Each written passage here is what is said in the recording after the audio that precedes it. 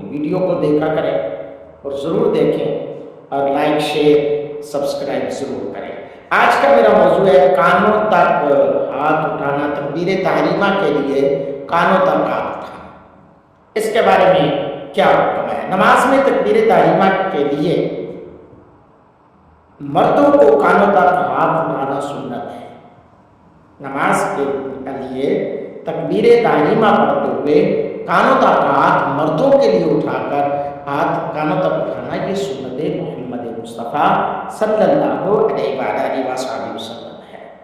اس پر آپ کے سامنے میں بہت ساری دلیلیں پیش کرنے جا رہا ہوں، دلائل کے ساتھ ضرور سنیے گا، کیونکہ غیر مقلد جو ہے وہ سینے پہ ایسے ہاتھ رکھ کے نماز پڑھنے کی کوشش کرتے ہیں، اللہ اکبر بس، جبکہ یہ عورتوں کا طریقہ ہے۔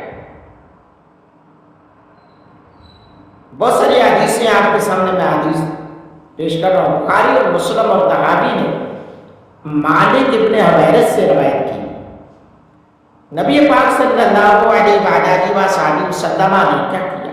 کان النبی صلی اللہ علیہ وسلم اذا کبر رفع یدیہ حتی یحاذی بہما اذنیہ وفی روایت حتی یحاذی بہما فروع اذنیہ۔ نبی پاک صلی اللہ علیہ وسلم جب تکبیر فرماتے تو اپنے ہاتھ مبارک کانوں تک اٹھاتے، دیگر الفاظ یہ ہیں کہ کانوں کی لو تک اٹھاتے۔ ابو داؤد میں حضرت براء بن عازب سے روایت ہے،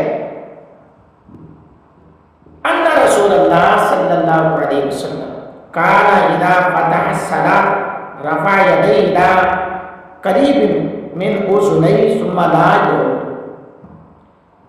حضرت براء بن عازب روایت کرتے ہیں کہ میں نے نبی پاک صلی اللہ علیہ وسلم کو دیکھا کہ جب نماز شروع فرماتے تو اپنے ہاتھ مبارک کان کے قریب تک اٹھاتے، پھر اس کے بعد رفع یدین نہ کرتے۔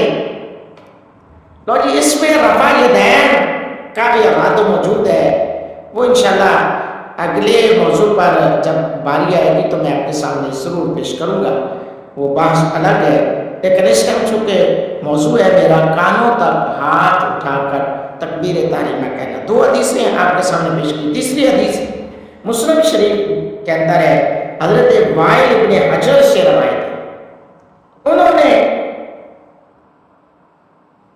نبی پاک صلی اللہ علیہ وسلم کو دیکھا کہ حضور جب نماز میں داخل ہوتے تو اپنے ہاتھ اٹھائے، ایک راوی نے فرمایا کہ اپنے کانوں کے مقابل پھر کپڑے میں ہاتھ چھپا دیے۔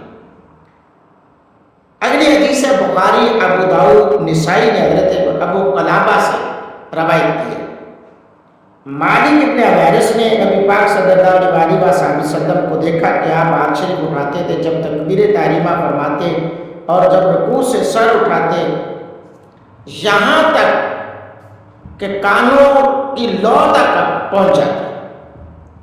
امام احمد اسما ابن راویہ، امام احمد اسماتا ابن راویہ دار قطنی طحاوی نے براء ابن عازب سے روایت کی کہ نبی پاک صلی اللہ علیہ وسلم جب نماز پڑھتے یہاں تک کہ ہاتھ شریف اٹھاتے آپ کے انگوٹھے کانوں کے مقابل ہو جاتے۔ حاکم نے مستدرک میں، دار قطنی اور بہقی نے نہایت صحیح اسناد سے جو بخاری اور مسلم کے اندر شرائط ہیں ان پر روایت کرتے ہوئے حضرت انس رضی اللہ تعالیٰ عنہ سے روایت کی کہ آپ فرماتے میں نے رسول اللہ صلی اللہ علیہ وسلم کو دیکھا کہ آپ نے تکبیر کہی اور اپنے انگوٹھے اپنے کانوں کے مقابل کر دیے۔ عبد الرزاق اور طحاوی نے براء بن عازب سے روایت کی جب نبی پاک صلی اللہ علیہ وسلم نماز شروع فرمانے کے لیے تکبیر فرماتے تو یہاں تک ہاتھ شریف اٹھاتے کہ آپ کے انگوٹھے کانوں کی گدیا کے مقابل ہو جاتے۔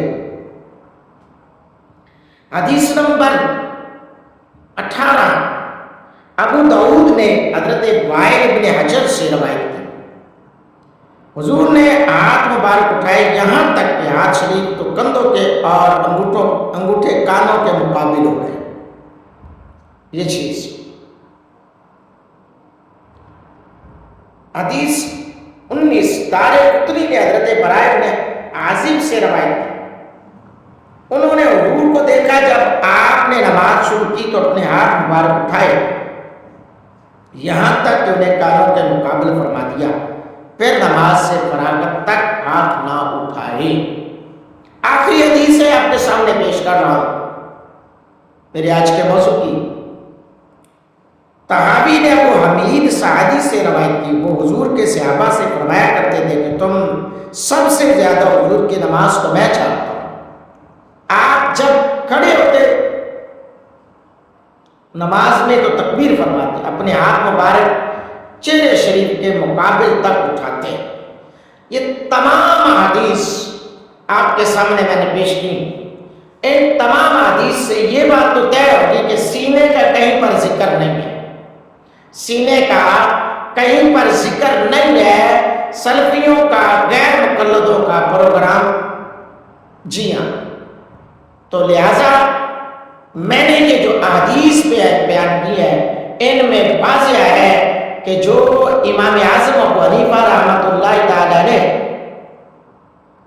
آپ کا بتایا ہوا طریقہ، آپ کا جو اجتہاد ہے وہ اسی بات پر ہے کہ آپ کانوں تک ہاتھ اٹھا کر تکبیر تحریمہ کہتے ہوئے ہاتھ باندھیں گے۔ حضرات گرامی قدر، بہت ساری حدیث ہے جو کہ اسی بات پر ہے، لیکن ہم نے اسی بات کو یہاں پر ہی رکھا۔ اللہ رب العالمین کے محبوب کے غلاموں، مزید اس طرح کی ویڈیوز، مزید اس طرح کی معلومات میں آپ کے سامنے رکھوں گا، اور آپ مزید ان چیزوں کو دیکھنے سننے کے لیے چینل کا حصہ بنیں، آئی ڈی کو فالو کریں، سبسکرائب کریں، دوسروں دوستوں تک پہنچا کر دارین کی نعمتوں سے مالا مال ہوں۔ میری زندگی کا مقصد تیرے دین کی سرفرازی، میں اسی لیے ہوں مسلمان، اسی لیے ہوں نمازی۔